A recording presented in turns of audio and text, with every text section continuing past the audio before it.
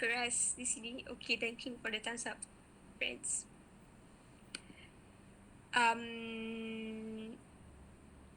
So the article for this week is in regards for domestic violence and abuse and the impact on children and adolescents. Now, the short term that we've often dengar is DV, domestic violence. But what is actually DV? I think it is actually quite safe to assume. Yes, that is the article. Laven, you got it right. Thank you. I think it is quite safe to say that everyone here actually ada some rough ideas on what is actually domestic violence, abuse ataupun keganasan rumah tangga. Even though it is defined as keganasan rumah tangga, it could actually happen between two people and it would affect orang lain juga. Contohnya anak-anak ataupun kedua ibu bapa kepada pasangan yang berada dalam rumah tangga juga yang tinggal bersama boleh menjadi mangsa domestic violence juga ya rakan-rakan. So this article yang kita refer to untuk this week, the article defines domestic violence as any incident or pattern of incidents. This is because kadang-kadang mistakes could happen, but when people do it intentionally in a pattern, it could lead to an abuse. So benda ni, when there's a pattern of incidents yang berlaku that is controlling or threatening between people in intimate relationship, it could lead to a domestic violence abuse. So the article ada define various types of violence. Contohnya physical violence, those yang benda yang kita boleh nampak through our eyes, lebam, patah kaki, kena cakar, kena tarik rambut, those kind of things. There's also sexual violence, when they force their way through sexual act. Contohnya marital rape, that would be considered as a domestic violence also. And thirdly, emotional violence. Emotional violence ni anything related to our emosi lah. It could be a verbal threat is actually an emotional violence. Contohnya, kau jangan balik lambat, nanti aku pukul kau sampai kau mampus. That is an example of verbal threat. Or a controlling behaviour sebenarnya boleh lead to an emotional violence. This is salah satu tanda-tanda that you are a person is actually being domestically abused, when the perpetrator akan buat you to feel controlled, to feel you cannot run away from the perpetrator. Number empat adalah financial or economic domestic violence, which is bila satu pasangan menggunakan duit pasangan yang lain tanpa konsep, ataupun dia akan control duit ataupun property in a way that the victim will not have control over his or her own property, sampai dia jadi very dependent on the perpetrator. So economic abuse pun dikira sebagai domestic violence abuse kalau dia berlaku dalam rumah tangga. Contohnya suami dapat gaji, isteri kata bagi I semua every month, I will bagi you your money to makan je, lain semua I control, you tak boleh, you tak ada no say to your money. That could actually lead to an abuse kalau parti tak consent to it. But if dua-dua parti kata okay, mungkin suami tu nak menabung, that could actually not lead to an abuse lah kan. Okay, so now that we've tahu beberapa contoh types of domestic violence, I like to ask Susan. Hi Susan, since you are a survivor, or I would say surviving domestic violence, at what age did you actually realise that the acts or the neglects that you have witnessed is actually a form of abuse? Maksudnya bila you actually sedar perbuatan yang you lihat tu adalah satu abuse sebenarnya yang berlaku?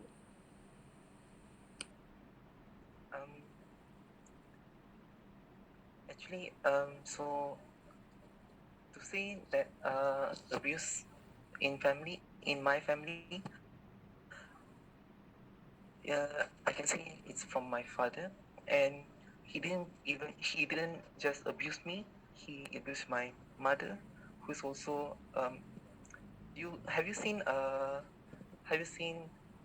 like in movies, they hold the neck and kaki tu terapung from the floor. You have Yeah, I can actually imagine that. can you imagine?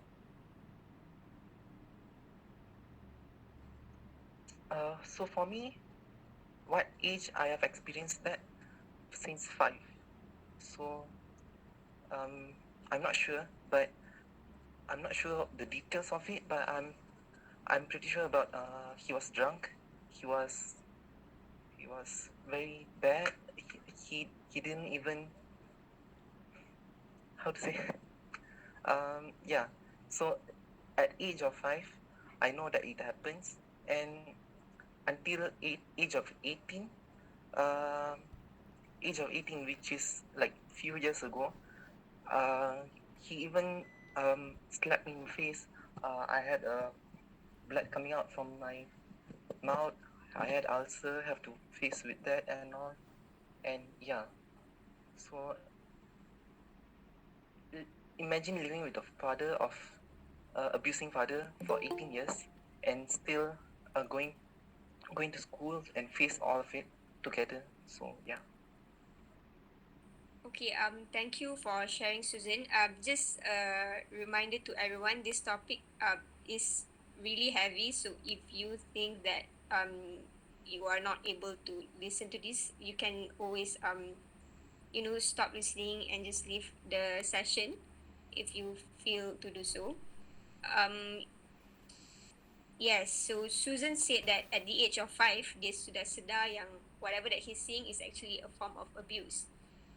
And Akila kata merajuk berpanjangan or silent treatment could also lead to a trend for domestic violence as well.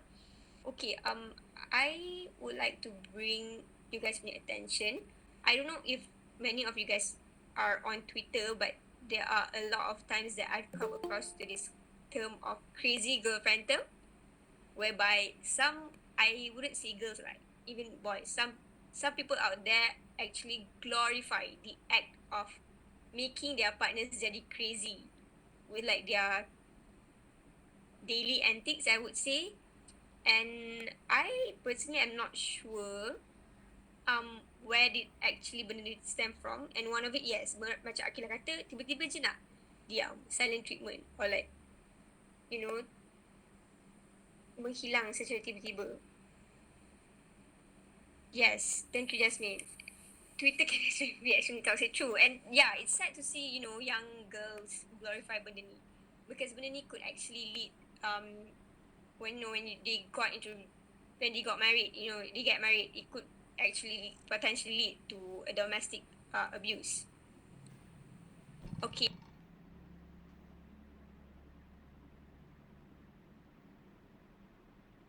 You're muted. Oh my god. I'm sorry. Okay, so let's move on. No, baru muted. So yeah. Oh, okay. Okay, let's move on to the second part of the article, which is how are children involved in a domestic violent abuse. Now, I would like to ask Susan, did you, okay, sebenarnya actually dah jawab during the first part, because my initial question was that do you consider yourself as a victim, or do you just consider yourself as a witness that is that are witnessing the abuse, but then you've shared with us that you were slapped and all, so you are definitely part of victim of the domestic violence, because there are two instances whereby sometimes the perpetrator would not touch the children. They would just let the children witness the abuse, but there are instances like Susan shared, they actually abuse not just the partner but also the children within the household. Okay, now let's move on to the third part of the article, which is on domestic violence can affect children in so many ways. So one of the normal pattern that we can see that people actually selalu discuss is throwing tantrums. So sometimes bila kids like tiba-tiba mengamuk, like menjerit, menangis tak berhenti, orang lain yang tengok akan macam what's going on? Kenapa dia mengamuk teruk sangat padahal dia tak dapat gula-gula je kan, sometimes kita tengok kita macam probably there's something more to it. Yeah, Frizana shared budak yang membuli juga misalkan, true, that is actually I wouldn't say a red flag, but it could be a trigger. Teacher or parent should, or an adult yang tengok should always interfere or should always, see if there's more to it. As another physical kesan adalah when children actually wet their punya bed. It could be a medical condition, but it could also be, salah satu kesan daripada abuse. So if you have nieces or nephews yang still wet their bed when they dah, at the age and they should know to go to the toilet by themselves, you might want to look into it. Another form of another kesan is that when they are afraid to go to schools. Now, bila I don't know if anyone selalu siapa-siapa nampak, bila awal tahun selalu people akan share like funny videos of kids crying, tak nak pergi sekolah. Ada yang nangis, ada yang nangis kat pintu, tak nak masuk kelas. Dia banyak gila orang share, and kita would selalunya automatically macam laugh it out, like look, this kid so funny kan, kelakar gila, duk nangis nak balik. But actually it could stem from something more serious. Contohnya from being when kids realize that their parent are being abused within their own household, they will automatically be very afraid to berada berjauhan daripada parent tu, sebab dia takut bila dia tak ada, the parent akan kena.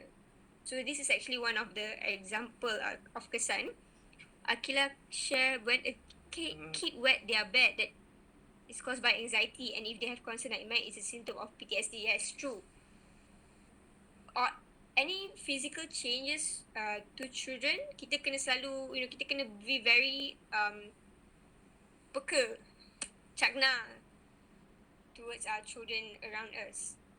Now, in regards to this, yes, I want to add, the Akila, sorry, I'm not sure if I'm pronouncing your name correctly. I think Akila, she mentioned, she or he, I'm not sure also, mentioned that kids wet their bed, right? So that actually happened to me myself when I was a kid, like until age 13, I still wet my bed, and whenever my father comes into to the home, I don't know, there's just a rush for me to go to the toilet, and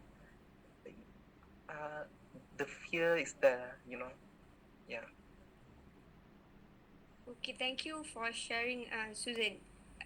I think I don't know much about our body, but true, dia macam whenever kita experience something different, our body selalunya akan react dulu sebelum our brain somehow, and this is one of the example kan, Susan. So I nak tanya you, Susan, a bit of the attention. Did you masa tu you sedar tak? You macam, oh, I'm already 12, why am I still wetting my bed? Ke you sedar you macam tu because of your father? I know already that because of alcohol and all, and alcohol he smokes, and he actually take ketum also, so it made everything so bad. I don't know how to describe it. It's just bad. And at the age of 12, I know that things like this shouldn't happen to a child. And why this happening to me? I asked myself, and I just went to bed crying some days. And his weapon is either his hand, which is very very apa tu, very rough, and also or rotan, of course, Malaysian lah, rotan. Yeah. I see. Okay, thank you. In relation to Susan punya sharing, Kiran shared that it is your fight or flight response. Having to go to the toilet could be your nervous system responding to the danger at hand. Betul. Thank you, Kiran, for sharing. You explain it better. And I nak tanya you, Susan, at what age, bila you sedar that some of your actions are actually the results of you being affected by the violence? Contohnya, like wetting your bed, that itu memang you macam like easily boleh connect because you are afraid of your dad. But are there any other of your actions? It could be a positive action on you. Maybe you draw or maybe you write because that is your coping mechanism ke? Do you have would you mind to share? Until the age of, thank you, Phil. Yes, I do write blogs. So until the age of Form 5, I hit my siblings also, and it's not like a hit very roughly, but it's just don't do this, don't do that. I hit them, not like very rough, but I hit them, and hitting is just touching is very wrong to a child, and I didn't understand about it until the age of Form 5, so of 17. So yeah, so as a father, he didn't do his job, and it somehow reflected on myself. I also somehow wired that beating a child is good until the age of 15, age of 17. So yeah. What actually you said at the when you Form 5 kan, meaning when you're 17 bila you baru sedar that the act of you like hitting or touching your siblings are actually wrong kan, Susan? What actually bawa you to that conclusion? Like what made you realize as such?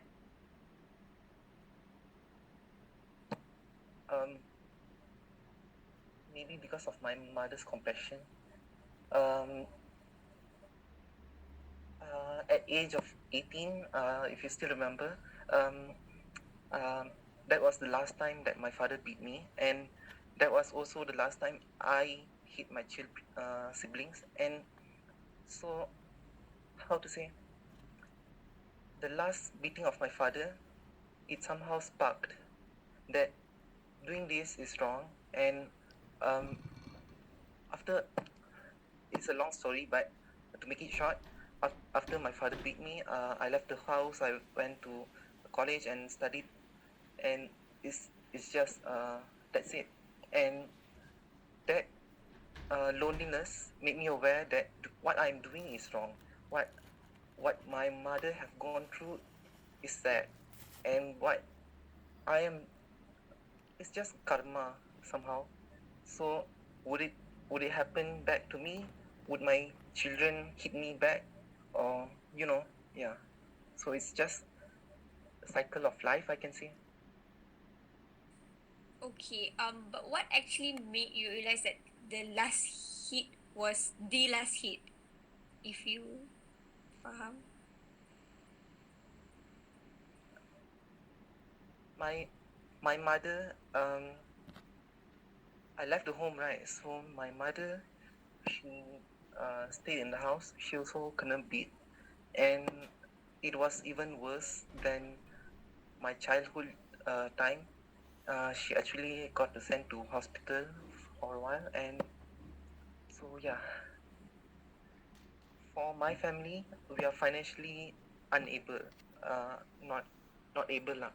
So financial crisis also, and then my mother is at hospital, and everything is just too much, and I somehow know that I cannot continue this. I cannot repeat the cycle. I have to let go of things. And with my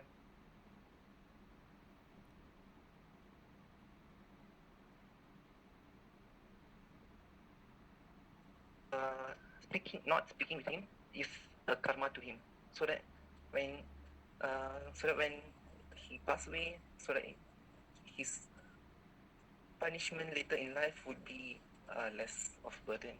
So yeah. Okay, thank you for sharing, Susan. You shared with us in regards to your relationship with your siblings, and it lasted for 17 years. Going back to the article kan, it says that one of the long-term effects is actually benda ni akan affect your the way you the way you start your own relationship, the way you bring yourself into a relationship. I like to ask whether your experience being a survivor of a domestic violence abuse, does it affect you in any way, in having your own romantic relationship or your relationship with friends, or just the way you nak bring yourself and connect with other people? um, I can break it into three parts. First of all, with the public. So with the public, I know myself that because of this, I cannot speak with anyone. I cannot trust anyone. Um, I somehow I was extrovert during Form 5, and then straight after 18, everything just broke up, and I somehow rebuild myself. I'm still rebuilding myself, and now slowly I'm learning that I am introvert. And so how do I connect with public? I don't really connect with public, so I write. So that is one way of communication that I want to make people know what I am doing, make people know that I am still alive. And uh, wait, so how do I connect with my friends?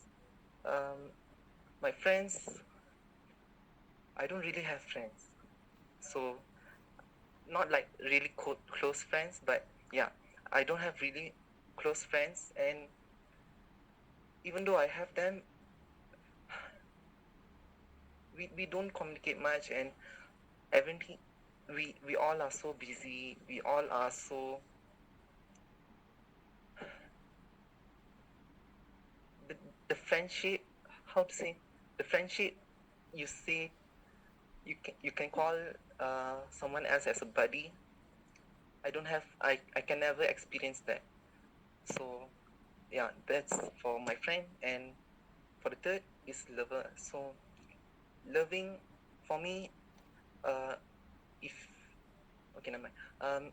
Loving for me is pretty much complicated, because I'm seeking for love that doesn't last for a short time. Love that mm, connects with me emotionally at first, then only moving to the next stage, having recognized as boyfriend. Yeah, so like that. So for lover, I guess it's more, it's it's the emotion part that counts the most. So that when I emotion, time, and trust, so the three things also. Those are So the things these you three value. things, yeah. Sorry, I interjected. I was saying that those are the values that you cherish in a relationship. Is that Mm, so? Okay, I yes, see. trust, time, and also emotion. So that without the three things, I cannot feel connected to anyone. So yeah. You've mentioned that you you are actually write as your coping mechanism, I'd like to ask, how did you discover that you can actually write, and how did you realize that writing is your mechanism of your coping mechanism? Um, Actually, I didn't even realize that I can write, and I don't know. Somehow, uh, I just I go on WhatsApp. I usually just text rather than calling. So even right now, I'm not good at speaking right now. So I would definitely prefer to write than speaking. So somehow it sparked that speaking is not for me.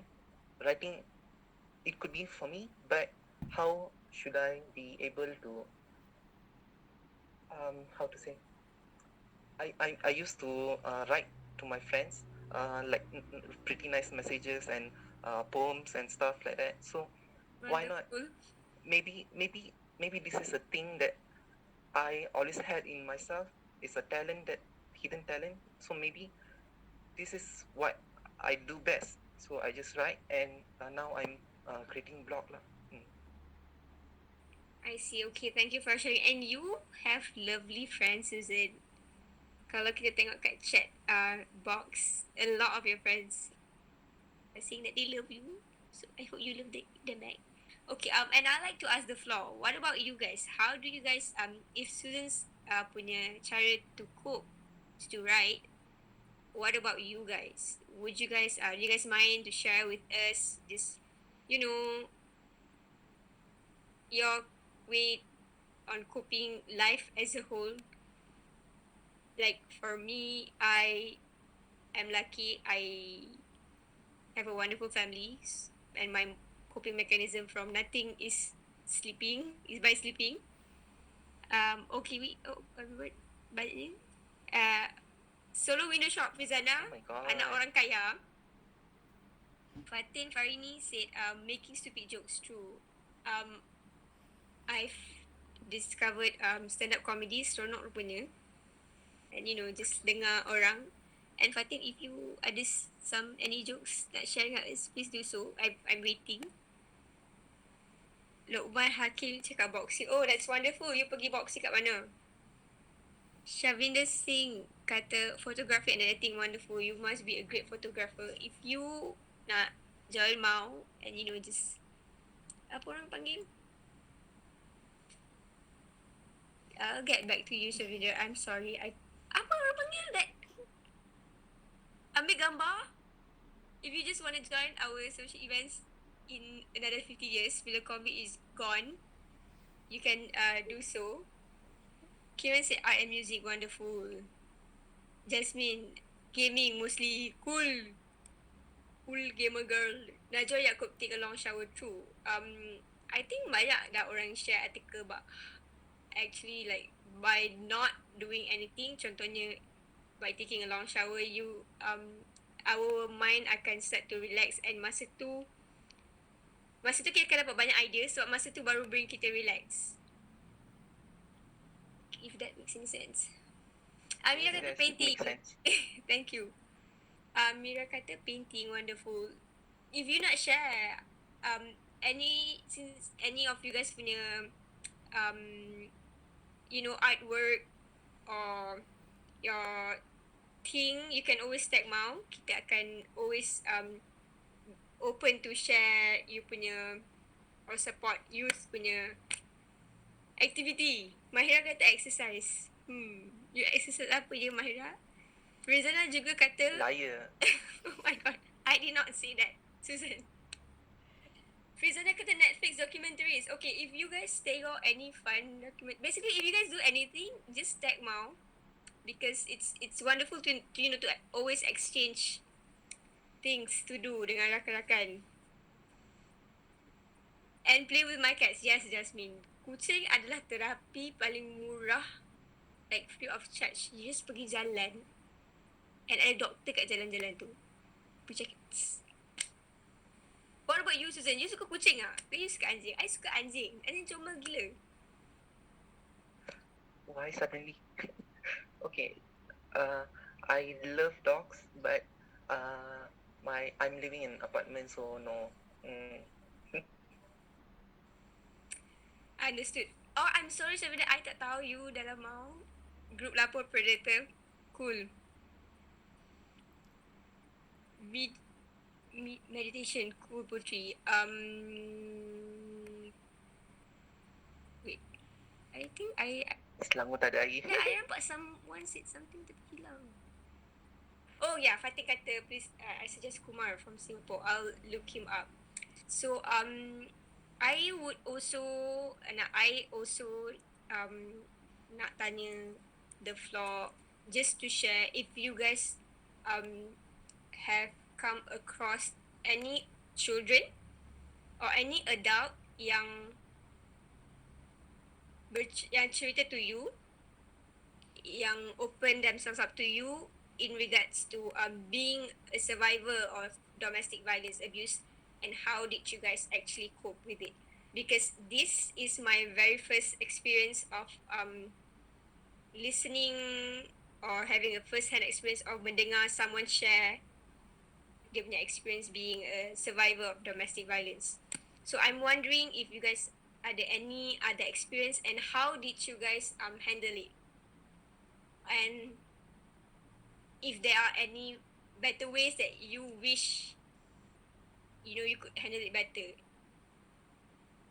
Macam I think I did a bad job in listening to Susan's story, but what about you guys? Jasmine said that okay, we'll wait for Jasmine to type. If there's anyone yang nak unmute your microphone, and also if you are a survivor and if you pernah open up and the person yang at the other end of the line tu macam tak very supportive, if you guys ada any suggestions untuk orang-orang yang mendengar ni, if there are any better ways to be a better listener, please share with us so that we can always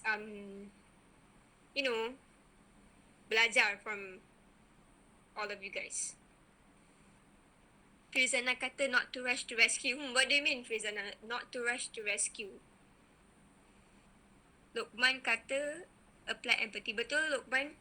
And empathy is not something yang you boleh berlakon. If you tipu, people can directly sense straight away. And what about you? While waiting for our participants to share, what about you, Susan? Do you have macam any other tips and tricks to listeners to be a better listener? Actually, I text a huge text message and let them read, and when they reply, they will just pour out everything, and they try to be listening, they try to be empathetic and all, but somehow the text message is not powerful as compared to real face-to-face. So even though I like to be speaking, I like to write, but I somehow still need a connection, a face-to-face interaction, So to be a good listener, I guess, is to just listen and just take it in without commenting is good enough. Yeah. Yes, true. Try not to bagi unsolicited advice or opinion. Sometimes people just nak share things dengan you without you bercerita your side punya cerita. So try not to. Thank you, Susan, for sharing. That is very important. Try not to make it about your cerita pula. Kiran kata, I hosted a forum on empathy just this past weekend. If you like to learn more about empathy or want to know how to help other by listening first, let me know and I'll send the link of the recording of the forum. Kiran, actually, you can actually just share the link here. If any of us yang nak dengar after this, we can always come back, go back and dengar. Jasmine shared something. Jasmine. Yeah. Yeah. During my stay back in 2 months staying at the welfare home, children at the time mostly lashed out their tantrums before really talking about why they were lashing out. Yes, true. At the time, it was one of the lessons to learn to be more empathetic. Thank you for sharing, Jasmine. Betul. Sometimes kita react first before kita fikir, and I think as much as kita nak try to avoid, that is actually very natural untuk manusia. But I think now that we're all adults, I assume we're all now here adults above 18, we always need to be more mindful on how to react to things. Firzana said savior complex. Okay, this is actually a very interesting topic. Savior complex. People yang, okay, Susan, have you heard about this complex?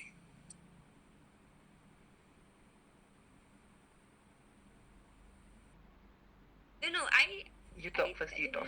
Just I'm wondering if you have anything you that share about savior complex.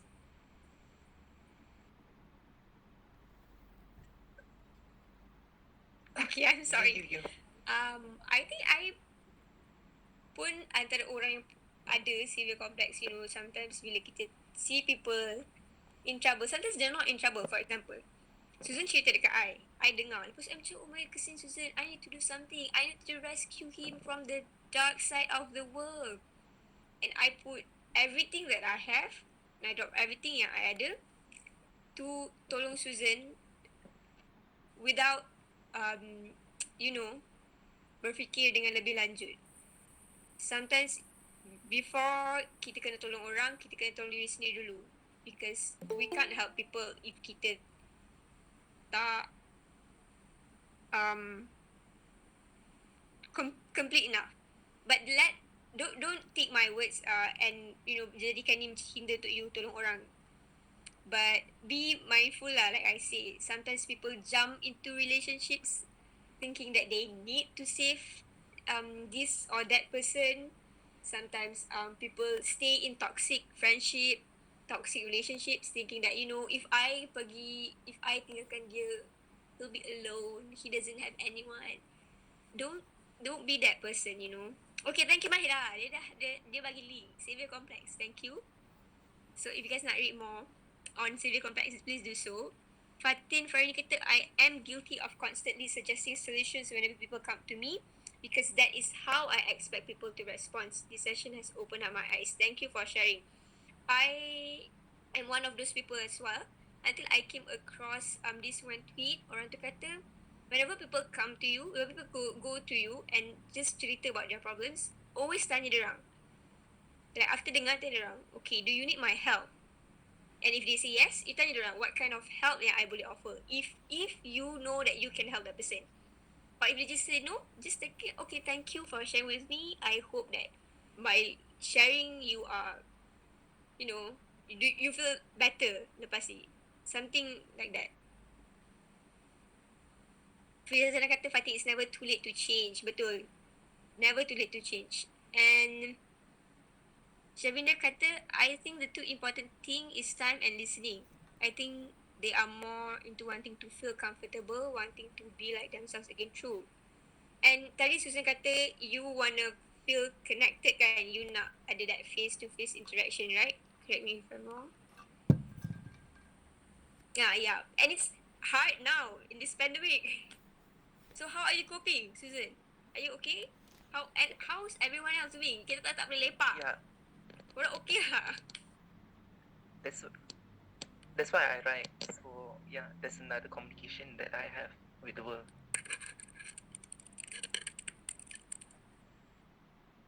For the savior complex, I'm not sure whether this is a savior complex or not.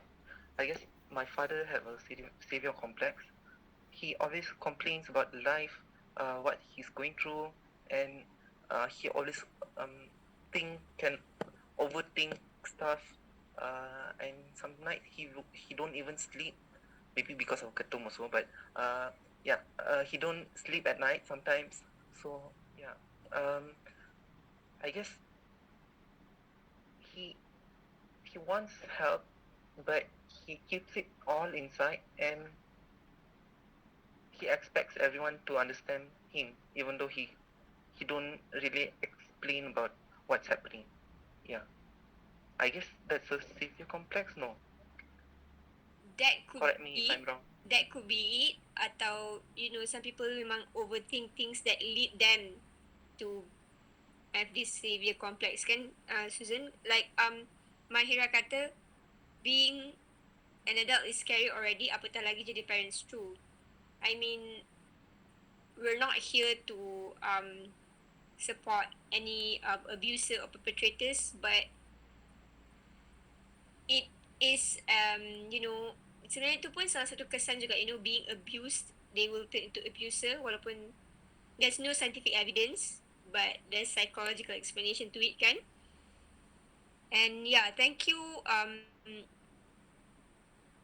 Jasmine said that there is actually a difference between empathy and sympathy. Susan, what do you think? Jasmine kata which is still confusing for some. Empathy and sympathy. I actually saw this somewhere in Instagram. Wait, let me reflect. It's okay, take your time.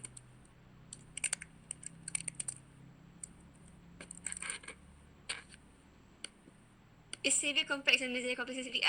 Aslan. Whoever you are, nice name, huh? I think it's almost to me, it's the same. Just nama lain je. But what do you guys think? Sympathy, you say, ayo, kesiannya dia ni. So Okay. you sympathize, you pity someone. So empathize, or it's sad. Do you want to have some cup of coffee? Let's have. You empathize with them. You want to you really understand them now. So yeah, that's the difference, I guess. Okay, thank you. I selalu, to me, sympathy macam ada negative connotation sikit, but empathy ada positive connotation. Enjoy this bad video to understand empathy and sympathy. Thank you for finding it. Wow, everyone very pemurah pada malam ini ya. Ramai betul orang yang share things. Yeah, Kiran said we address that difference in the forum too. True. Kiran ada share link tadi. You guys can always go back to learn more about the two differences. And going back to Aslan's question, is savior complex and messiah complex are the same thing? Firzana kata messiah is more to be a savior of the world. Savior complex could be like personal level desire to save. That could be it. Okay, what do you think, Susan? Akila Shad. Hi, Susan. Susan, are you there? Yes. Akila share kata, I really appreciate your sharing and I believe you are doing really good in your life. Sorry, I had to leave. Okay, bye, Akila. But thank you for sharing, Akila. Yes, Amira, please do so. You can turn on your switch on, turn on, English gone down the drain. Anda boleh bercakap atau menulis. Hello, Amira, pretty girl. Hi, I'm Amira. I would like to ask a question. Is it possible for perpetrator to change? That is my question. Okay, Susan, dipersilakan jawab. It is 100% possible, but the effort, do they put in effort to change? That is the question. Like my father, he never put in the action for him to change. He never asked me why I don't speak with him. He didn't ask me why things happen in life. Like let's say he abused me and he left me to just survive, and he didn't even ask about that. He didn't investigate. He didn't. The action should be there lah. So how to say? If you don't put in the action to change, you won't change. You will never change. Yeah. I think that's very beautiful, Susan. As a survivor atau victim, it's always hard untuk kita to, okay, I should not speak for anyone, but I think it's normal for people to wish that perpetrators or abusers to change. There's always that hope. And I think someone ada share, I pernah baca artikel pasal how bila a person yang being domestically abused, bila the abuser meninggal dunia, passed away, dia punya sedih tak sama dengan a person yang in a happy household. Bila a victim or survivor menghadapi kematian of abuser, dia punya sedih tu is akan mengenai how there's no longer hope. Macam saya kata, there's no longer peluang untuk to see that the abuser berubah, and that's really sad. Yeah, so to answer Amira punya soalan, there's always, macam saya kata, there's always peluang, there's always hope that they would change. But if you know anyone in any imminent danger yang perlukan physical interference sekarang, you can know that you can always contact 999, or kalau you takut, you can always get some help to make a police report. Kalau perlukan ubat, bawa ke klinik, don't be afraid to always speak up when there's a need to. And also I like to share, ada NGO awam, they also cater to domestic violence abuse. If you guys have any questions in regards to this topic. Okay, Putri share. Yes, Susan. Sorry. You said about the death of an abuser, right? Yeah. So would it make any change? I guess for me it would make me, even though I have not experienced it, it would make me confused and relieved at the same time, because I'm relieved that somehow the bad thing has gone, hoping for a good day tomorrow. So, and confused because why things didn't resolve, why things left incomplete, yeah. Yeah, betul, true. Thank you, Susan, for sharing. And Akila share about people stay in abusive relationship because they are scared of being alone. True, and that is a Stockholm syndrome, betul. And yeah, if you know anyone in this vicious cycle, try to help them as much as you can, whatever yang you boleh bantu. Putri kata in forensic psychology, it is possible for the perpetrator to change. Ni jawapan untuk Amira. To change except for sex offender. Sex offender macam susah sikit, and these perpetrators will have to go for therapy. Cuma I'm not sure how Malaysia conducted it. Yeah, I think Malaysia as a nation masih sedang grow. Termasuklah dalam psychology punya bidang, they're still growing. We're gonna give them some room to grow. And I hope that one day kita akan reach to the stage where instead of kita lock away abuser, perpetrator, kita bagi diorang the help that they actually need. Okay, Aslan and Fizana, I'm sorry, but I could not help you guys in regards to Messiah complex / Savior complex. Jasmine kata, whenever I rant a lot about my relapses, I say I don't need your sympathy, I just need you to understand a lot. Because I didn't like it that whenever people see me with my kaki bengkak, my friends used to rush into asking if I need a wheelchair. I see. Betul. And keep saying that I need rest. Yeah. I appreciate the help, but I don't need the help. I think what Jasmine shared ni could shed some light to us yang masih confused on sympathy and empathy. Thank you for sharing, Jasmine. And Akila kata, yes, contact talian Nur 1599 and get emergency protect order by JKM. True. Help is there, but it may not be accessible to everyone.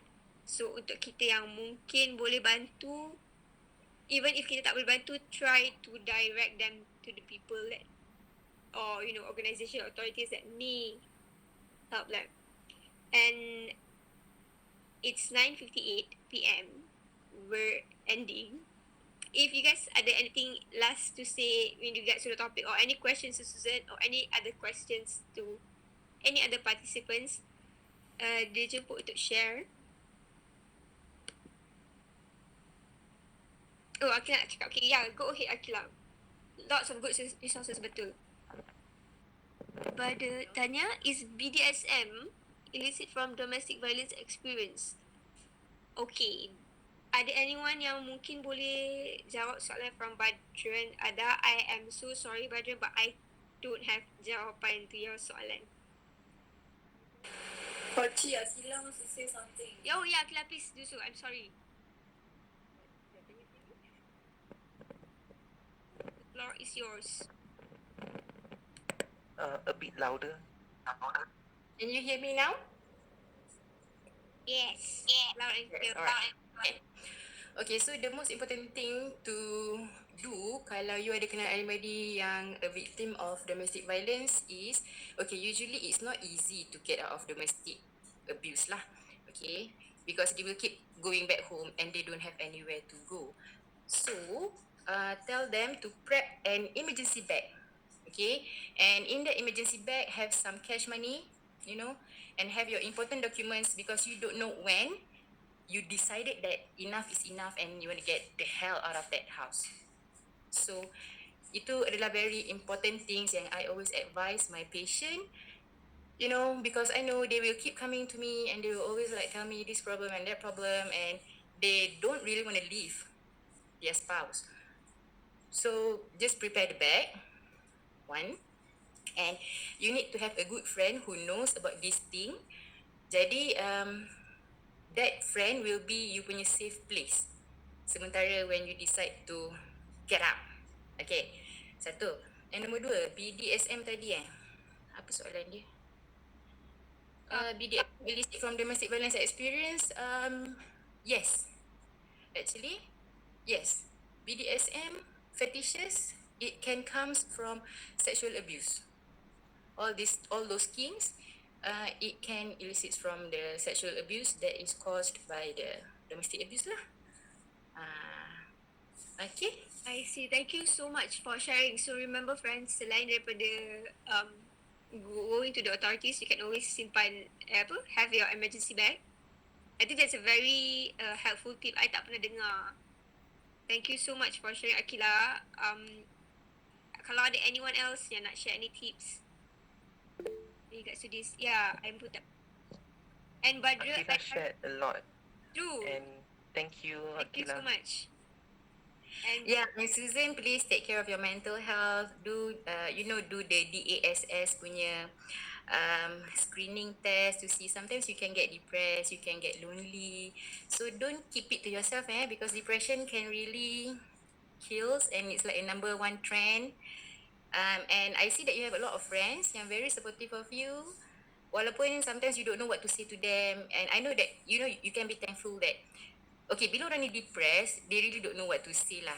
So as long as they have company, okay, friends of Susan, just temankan dia je, he would really love the company, even though he don't know lah nak cakap apa ke, So just like macam once in a while check up on Susan, are you okay? Alright, yeah. okay, thank you. Thank you. Akila, and I hope everyone's doing okay. And Badra, I hope you dapat jawapan from Akila. I think if you have any further questions, you can always contact Akila if Akila is open to that. Oh, Jasmine shared about the emergency bag. My mom did this before. I see. Thank you for sharing, Jasmine. Depression and I want to share a bit. Oh wait, it's already 10. Sorry. yeah, it's already 10. But if anyone nak leave, you can do so. But Susan, you can continue. We will end at 10:05 p.m. Okay, so my mom, if she could, she actually straightway go back to her home. But she couldn't because she's from India, and her parents, everyone is in India, and her decision to go back home is way much tougher because India's life and Malaysian life is totally different. Their lifestyle and um, the the lifestyle, everything is different lah. So uh, she was worried. She already have a son, daughter, living in Malaysia. How would they survive in India?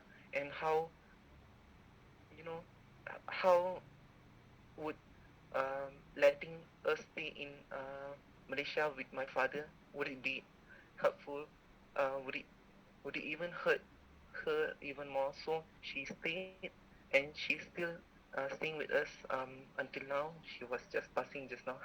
um, so yeah, um, some people don't have choice to go out of their home. So yeah. True. Thank you for sharing that, Susan. This is why we should always be mindful in memberi pertolongan kepada orang atau offer pertolongan. Yeah, sending love to you and your mother. Thank you, Yasmin. Okay, I think that's about it for tonight. Thank you so much everyone for sharing your thoughts, your experience, you punya all those links mengenai sympathy, empathy, savior complex and all. This is very wonderful. Kita akan try to share through Mau punya Instagram account. We will do so you guys can go back later and check. And yeah, that's about it. Susan, apa you nak cakap last? Buruknya yang gelap. Okay, thank you so much everyone. We will see you guys next week, next Wednesday with another speaker, different topic. Yep. Thank you everyone. And if you got any other soalan, you can always DM us, Monsters Among Us, dekat Instagram. We will try to tolong as much as we can. Yeah, good night everyone. Thank you.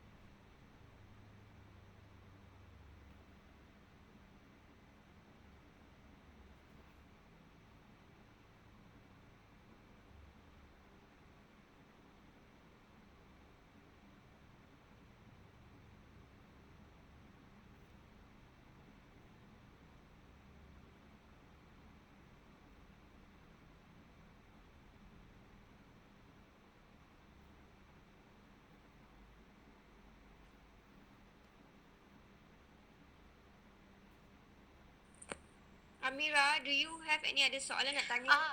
I tengah typing out. Hi, I nak tanya sebab this is for my macam my course tau. I kena buat communication. So boleh tak nak tanya sekejap? Oh, boleh Last je. one. Yeah, sure. This is regarding our topic juga lah. So one last question is, why do victims sometimes return to or stay with the perpetrator? That is my question. Sekejap, Not everyone have the choice. Sekejap, I repeat balik sebab I kena nampak muka. Okay, my question is, why do victims sometimes return to or stay with the perpetrator? Okay tak? Wait. Okay. Uh, not everyone have the choice to leave. Like I said, my mom stayed because of me and my siblings. So even though